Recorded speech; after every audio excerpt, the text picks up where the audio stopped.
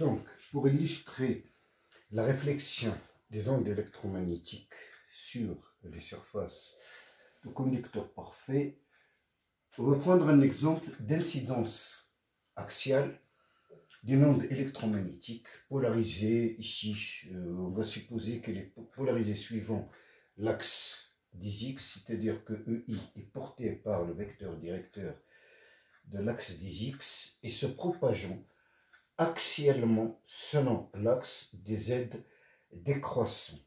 Donc, on va considérer une onde électromagnétique plane, monochromatique, polarisée rectilignement suivant l'axe des X, c'est-à-dire suivant EX. Quant à la direction de propagation, elle est prise égale à moins EY, se propageant dans la direction moins EZ. Moins EZ, comme on le voit sur cette figure. Évidemment, le but ultime d'un tel travail, c'est de déterminer les charges éventuellement et les courants surfaciques qui vont éventuellement se trouver sur la surface du conducteur parfait. Rappelons que l'incidence étant axiale, évidemment, il n'y aura pas de charge surfacique comme on l'a montré tout à l'heure, puisque les charges surfaciques, la densité de charge surfacique est liée à la composante normale du champ électrique. Ici, il n'y a que des composantes tangentielles, comme on l'a précisé dans le cours précédent. L'incidence étant axiale, tous les champs seront purement tangentiels. Donc, le but de cet exercice, c'est de déterminer les densités de courant, particulièrement, qui vont se créer lors de passage de cette onde électromagnétique sur la surface du conducteur parfait. On verra que ce calcul ne sera possible que grâce justement aux conditions de passage, des 4 conditions de passage qu'on a déterminées tout à l'heure. Alors, je vais d'abord caractériser le champ incident. Alors, pour le champ incident, je vais commencer par le champ électrique, puisqu'on me donne non seulement sa direction de propagation, mais également sa direction de polarisation. Donc, EI égale E0 cosinus oméga t moins KI scalaire R, et c'est porté par EX, direction de polarisation. KI étant le vecteur d'onde incident, il est porté, comme on le voit ici, par moins EZ. Donc, je peux écrire que KI égale oméga sur C porté par moins EZ, c'est-à-dire tout simplement moins oméga sur C EZ, ce qui me permet d'écrire entièrement le champ, de déterminer entièrement le champ électrique incident. Ça sera E0 cosinus de oméga t plus moins, ça fait plus oméga sur C EZ, donc CZ porté par EX. Je rappelle ici tout simplement que KI scalaire R, c'est tout simplement 0 moins oméga sur C porté par EZ, scalaire, le rayon vecteur qui est X, Y, Z, tout calcul fait, ça fait moins oméga sur C, Z. Avec le moins ce qu'il y a devant, ça me donnera plus oméga sur C, Z. Voilà pour le champ électrique incident. Le champ magnétique incident, il est déterminé grâce à la relation BI, le champ magnétique incident, c'est égal à la direction de propagation, ici c'est moins EZ, vectoriel, le champ incident, électrique incident, sur C. Imaginons que je travaille donc dans le vide. Je vais prendre le vide. Quand il s'agira d'un LHI, il suffira tout simplement de remplacer le C ici par un V. Ok, alors ce calcul, ça me donne tout simplement moins EZ vectoriel EI qui est porté par EX. C'est égal tout simplement, alors EX c'est EY, et avec un moins ici, ça nous donnera moins EI. Je vais mettre plus EI sur C, mais porté par moins EY.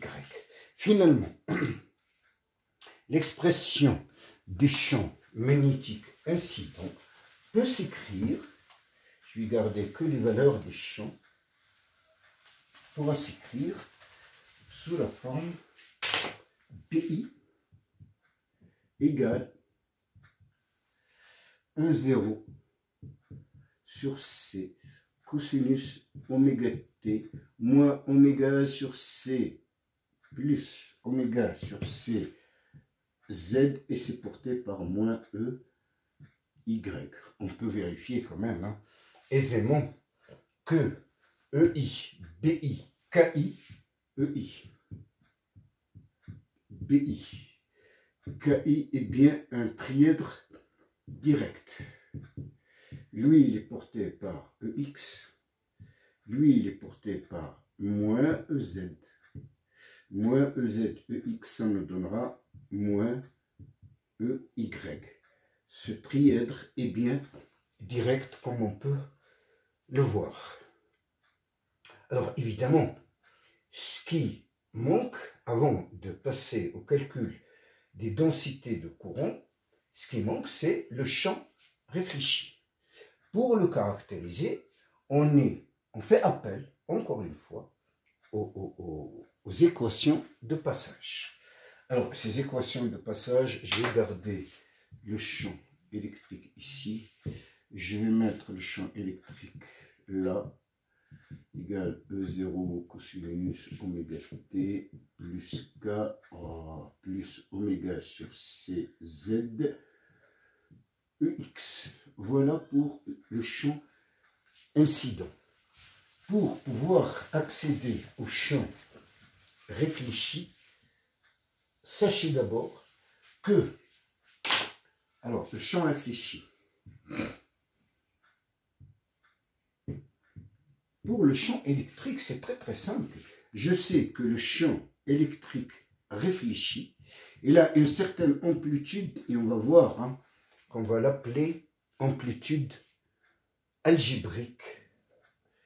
On verra les raisons tout à l'heure, qu'on multiplie cosinus oméga t moins KR, scalaire R, mais c'est porté toujours par la direction de polarisation. On est bien d'accord, ok? Ce qu'il faut déterminer, c'est KR et E0R. L'amplitude algébrique. On va voir pourquoi on l'appelle ainsi. D'ailleurs, dans la littérature, on met une barre dessus pour spécifier qu'elle est algébrique. C'est-à-dire tout simplement qu'elle peut autant être négative que positive. C'est une astuce mathématique pour faciliter le calcul, et l'amplitude est forcément positive. Alors, pour KR maintenant. KR, le vecteur d'onde réfléchi. Évidemment, l'onde arrivant axialement sur le conducteur parfait, la réflexion se fera également de façon axiale, mais dans le sens opposé de KI, évidemment. Donc, comme on peut le voir ici, KR, c'est oméga sur C, et c'est porté cette fois-ci vraiment par EZ. Ce qui me donne ER égale E0R, l'amplitude algébrique du champ réfléchi, cosinus de oméga t moins oméga sur CZ. Il y a un moins ici, et c'est porté par EX. Voilà pour le champ réfléchi, mais il n'est pas entièrement défini. Pour le définir entièrement, le déterminer entièrement, il va falloir calculer son amplitude algébrique. Et pour ce faire, je vais faire appel à la première équation, à la première condition de passage à la surface du conducteur parfait, à savoir que E total C'est pas la peine de mettre tangentiel parce que je sais que les champs sont entièrement, purement tangentiels. Pris à la surface égale à 0. D'abord, quelle est l'équation de cette surface du conducteur parfait? Elle est représentée par le plan OXY. Donc, c'est la surface Z égale à 0. On est bien d'accord? Donc, je vais enlever ça et je vais mettre Z égale à 0. Voilà l'équation de la surface du conducteur parfait. Maintenant, que veut dire total? Ça veut dire tout simplement E incident plus E réfléchi, les deux pris à Z égale à 0, ça doit valoir 0. Ben, écoutez, regardons EI. En Z égale à 0, ça nous donne E0 cosinus oméga t EX. On est bien d'accord?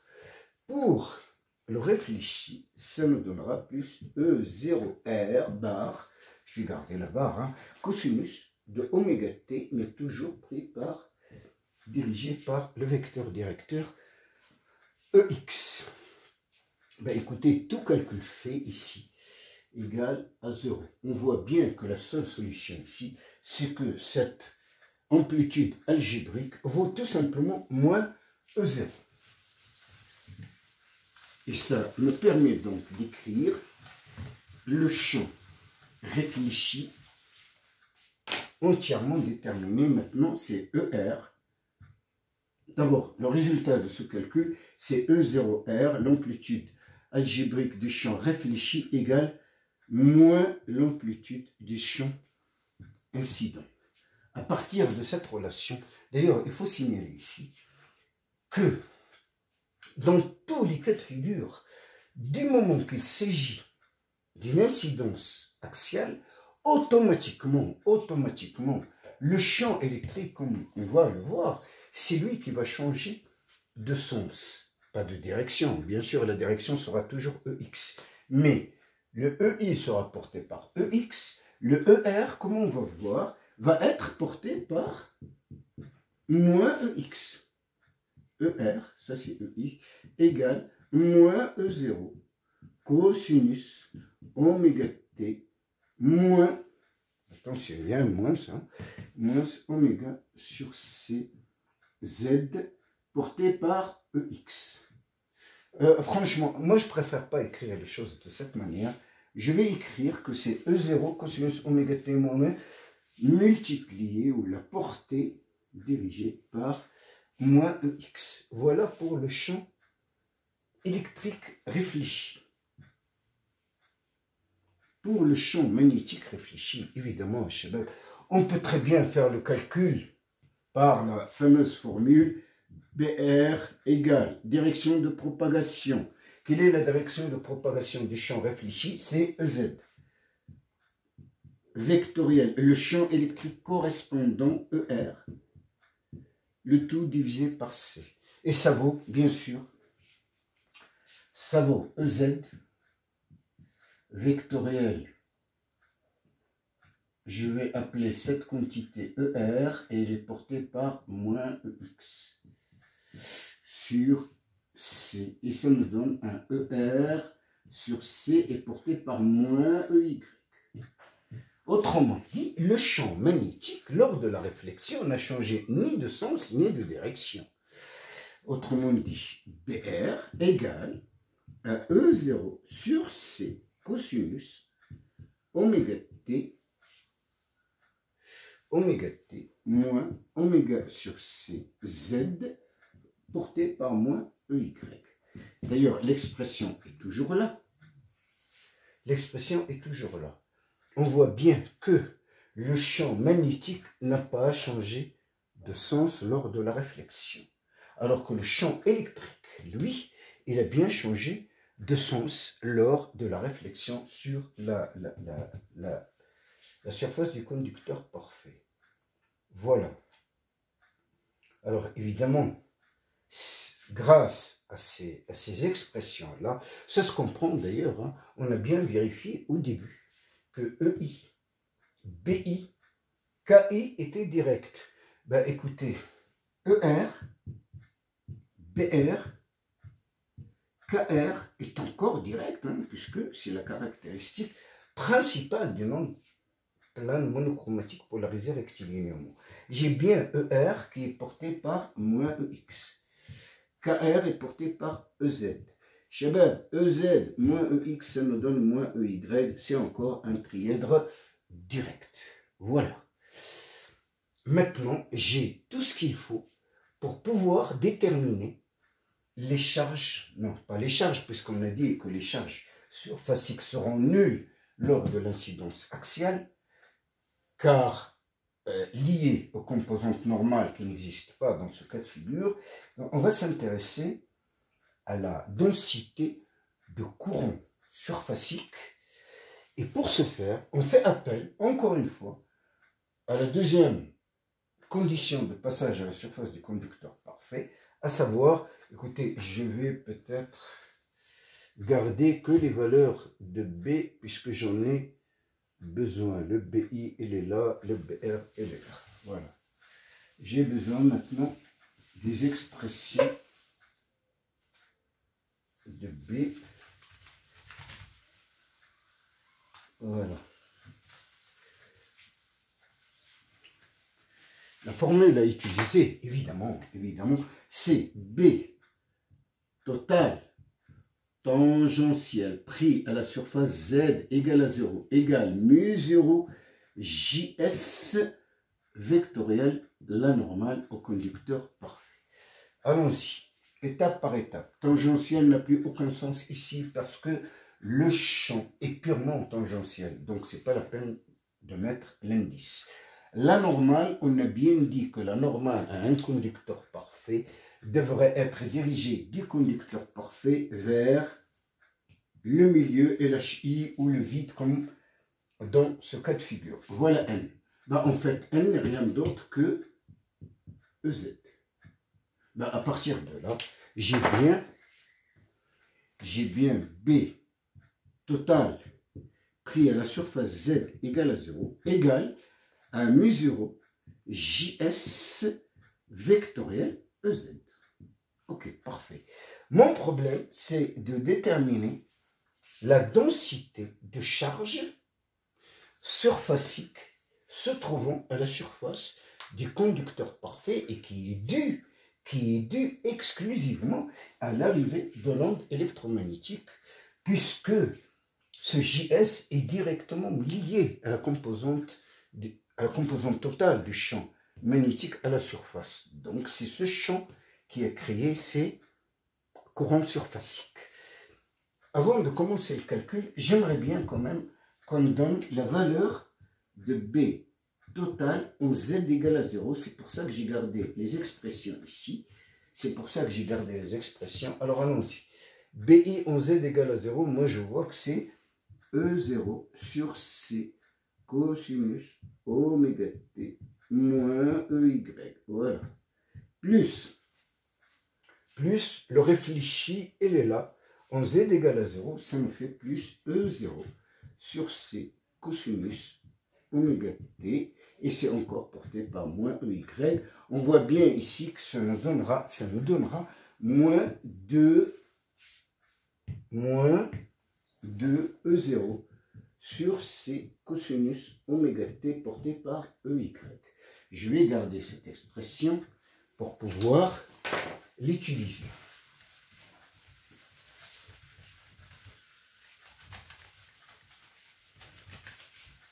Ok. Bon, donc, B total pris en Z égale à 0. Je viens de montrer que ça vaut moins 2 E0 sur C cosinus oméga T et c'est porté par EY. Par ailleurs, cette valeur vaut mu0 JS vectoriel EZ. J'en déduis, écoutez, BJEZ est direct, donc JS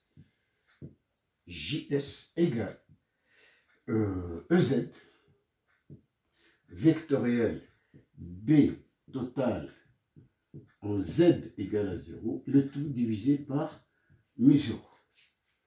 Lui, il est porté, on le voit par EY. Alors, je vais enlever cette flèche ici. Et je vais mettre ici porté par moins EY. N'oubliez pas qu'il y a un moins ici. Donc, ça nous donne un JS qui vaut... Alors, EZ, EY, c'est moins EX. Avec le moins ici, ça nous donnera un EX. Donc, ça nous fait 2 E0 sur C cosinus oméga t est porté par EX. Voilà la valeur de la densité surfacique de courant qui vont être créés à la surface du conducteur parfait représenté ici par le plan OXY. J'ai bien EZ, EY, c'est moins EX, avec le moins qu'il y a là, ça nous fait bien plus EX. Ce vecteur est bien tangentiel, hein, il est bien parallèle à la surface du conducteur parfait, puisqu'il est dirigé par EX. Je peux d'ailleurs représenter ici, grossièrement, le vecteur JS, c'est ça. C'est le vecteur densité de courant surfacique. Voilà donc le but qui a après l'étude des conditions de passage à la surface du conducteur parfait. Ils nous permettent en fait de calculer non seulement la densité de courant surfacique dans le cas d'une incidence axiale, mais également de la densité de charge surfacique dans le cas d'incidence oblique quelconque. Un autre phénomène qui va apparaître, c'est qu'on peut remarquer ici que dans ce plan, dans l'espace où il y a propagation des ondes incidentes et réfléchies, il va y avoir une superposition de l'onde incidente et de l'onde réfléchie, qu'il s'agisse d'ondes électriques ou magnétiques. Ça donne lieu à ce qu'on appelle les ondes stationnaires, et ce sera le dernier paragraphe que je vais noter, numéro 4.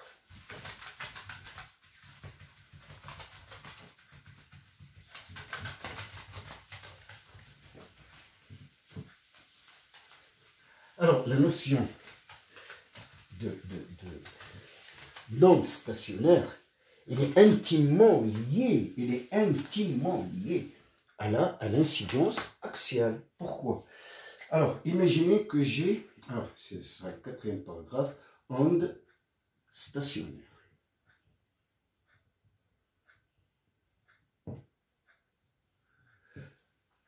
Je vais écrire le champ total, électrique total et magnétique total, en un point quelconque, je vais revenir à mon exemple, en un point quelconque de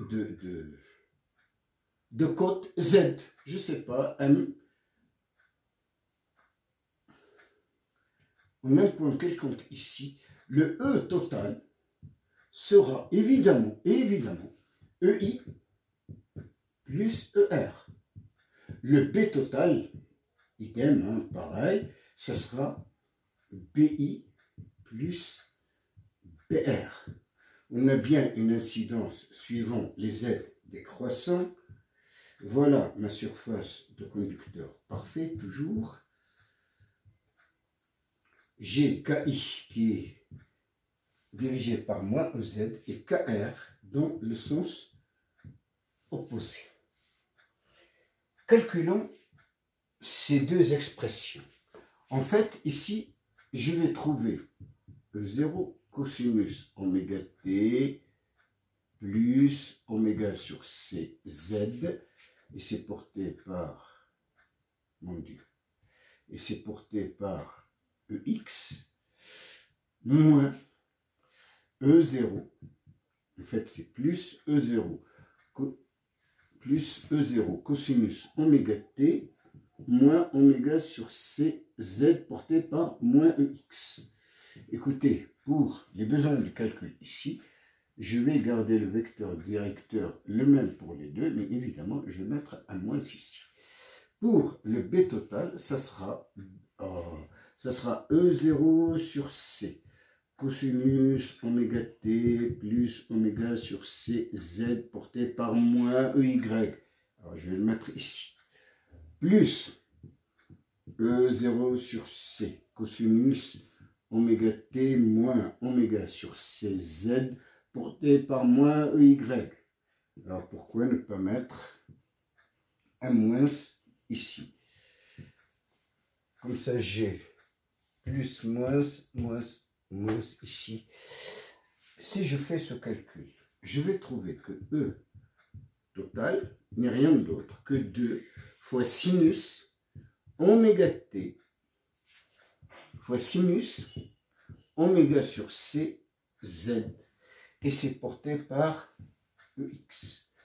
Quant à la somme, ici, avec un signe moins devant, B total sera égal à moins de cosinus oméga t cosinus oméga sur c z e y. J'ai tout simplement utilisé les formules trigonométriques donnant la somme de cosinus de a plus b, cosinus a plus b, plus cosinus a moins b. Cosinus a plus b moins cosinus a moins b, ça nous donne ce résultat. Oui, j'ai oublié tout simplement ici l'amplitude du champ électrique et celui ou celle du champ magnétique. Voilà les expressions des champs totaux qui vont se trouver en fait ici. Seulement en regardant bien ces expressions-là, en fait, ils ne correspondent pas à des ondes qui se propagent.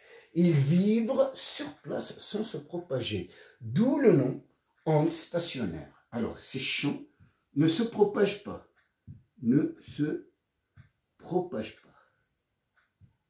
Ils vibrent sur place, onde donc stationnaire. En fait, si je dois les représenter, par exemple, le champ électrique total, on verra en fait que voilà ma surface XY, voilà l'axe DZ, j'aurai une onde incidente qui va venir de cette manière, et l'onde réfléchie va être réfléchie donc de cette manière, de façon à ce qu'il y a vibration des ondes sur place, mais il n'y a plus de propagation, d'où le nom d'onde stationnaire. Évidemment, arrivé à ce niveau de cours, on peut parler de nœuds. Alors, les nœuds, c'est là où le champ électrique est nul. Ça s'appelle les nœuds. Et on peut les calculer leur position, ainsi que ce qu'on appelle les ventres. Ce sont les lieux de l'espace où le champ électrique est maximal en valeur absolue. Voilà ce que j'avais à dire sur la réflexion normale des ondes électromagnétiques sur les conducteurs parfaits. Merci infiniment. Merci.